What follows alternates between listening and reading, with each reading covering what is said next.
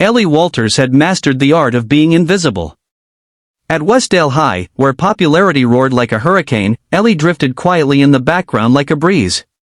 She was the girl in the second-hand clothes, the messy bun, and the thick-rimmed glasses that always slipped down her nose. She didn't speak unless spoken to. She never raised her hand. And she walked with her eyes on the floor, hands tightly gripping her books, the only real friends she'd ever known. But bullies, they always find the quiet ones. They hunt them.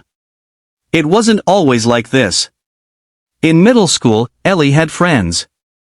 She laughed. She danced in the rain. Her mother called her sunshine in a sweater. Then, her father died. Cancer. Suddenly, laughter seemed like a luxury she couldn't afford. Her mom worked 2 jobs to keep the lights on. Ellie wore hand-me-downs. She lost weight. She lost joy. And then, she lost her voice, not literally, but emotionally. Speaking up felt like shouting into a void no one cared to fill. That's when they noticed her. Jason, Kyle, and Marcus. 3 boys who ruled the school halls like a wolf pack. They didn't start with shoving or yelling. No. It began with whispers. Where'd she dig up that sweater? A trash can.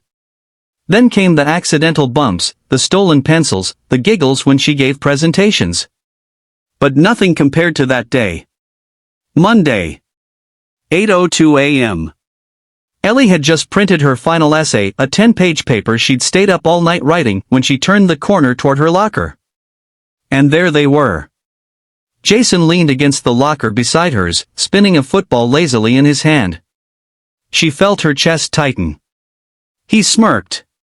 Morning, bookworm. Kyle cracked his knuckles. Marcus grinned. Ellie tried to squeeze past, keeping her eyes low, but Jason stuck out his foot. She tripped. The hallway went silent, then roared with laughter as her books scattered like dominoes. And then, kick. Her binder flew down the hallway. Kick. Papers drifted like leaves. Jason leaned down and laughed in her face. Oops. Clumsy much? Ellie knelt, trying to collect her things as shoes stomped around her. Her essay was ripped, wet, ruined. Tears stung her eyes. But no one helped. Not the teachers. Not the students. Not even the ones who knew it was wrong. Because silence is easier than conflict. But silence, Ellie would later learn, can also become your weapon. That night, she didn't cry. She stood in front of her bathroom mirror, looking at her reflection long and hard. Then she picked up the phone. Called her sister. Ava. I need help. Her sister Ava was fire. She was bold, fierce, and fiercely protective. A former victim of bullying herself, Ava had trained in self-defense, studied emotional resilience, and taught young women how to reclaim their voice. She didn't offer sympathy. She offered strategy. You don't have to fight them, Ava said. You have to take back control. They met every evening for 2 weeks. Not just learning self-defense, but how to stand, how to look people in the eye, how to speak with quiet power. How to be the storm hiding in the silence. Then came the plan. Ellie started documenting everything: dates, times, actions. She took pictures of bruises, saved notes, collected witnesses. She even asked teachers, quietly, for support. Then she submitted it all to the school board. Anonymously at first. Then, bravely, in person. And the school responded. For once, they had to. Zero tolerance. Security cameras. More hallway monitoring. The tables were beginning to turn. But Ellie didn't wait for policies to save her. She saved herself. The rematch. 1 week later. Same hallway. Same boys. She walked with purpose now. Same books. Same sweater. But not the same girl. Jason noticed. Look who's back, he muttered, shoving off the wall. He reached for her books again. This time, Ellie didn't flinch. She stopped walking. Looked him straight in the eyes. "You're not going to touch me." Jason laughed. "Or what?" Before she could answer, a teacher rounded the corner. Mr. Daniels, her quiet ally, alerted by Ellie earlier that morning. The moment was suspended in time. Then Jason, trying to salvage his pride, lunged forward and slapped the book from her hands. It skidded across the floor.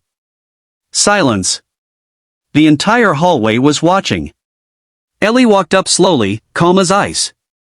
She turned to Jason. "Pick it up." He blinked. "You serious?" "Dead serious." He laughed again. "So," she said, "with your teeth."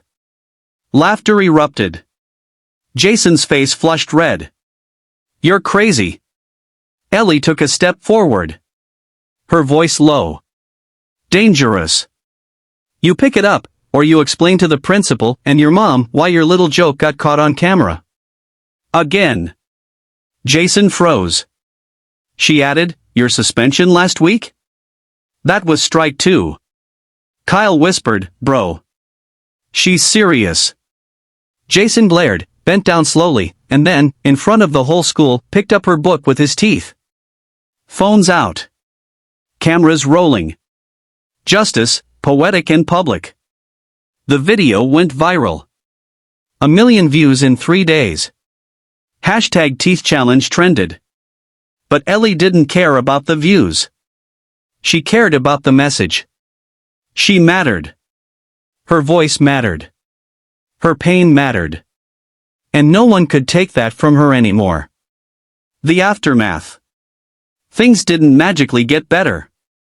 Jason got expelled after another complaint. Kyle and Marcus backed off fast. But more importantly, Ellie changed. She started a school support group. Helped others find their voices. Her hallway wasn't a battlefield anymore. It was a stage. For healing. For strength. For stories. Final scene. Months later, a younger girl dropped her books in the same hallway. Kids laughed. Ellie walked over. Kneeled. Helped her pick them up. No words. Just kindness. And in that moment, Ellie knew. She had become the person she once needed. And now, she was giving that power to someone else. Speech balloon call to action for viewers. Folded hands. If this story touched your heart, leave a comment below. Have you ever faced a bully? Or watched someone suffer in silence? Tell your story. Inspire someone else. Pushpin. Subscribe to our channel, be kind always, for more emotional, powerful stories that light a fire inside you. Thumbs up. Don't forget to like and share this video to show the world that kindness is louder than cruelty. Sparkles. Remember, one kind action can ripple through an entire life.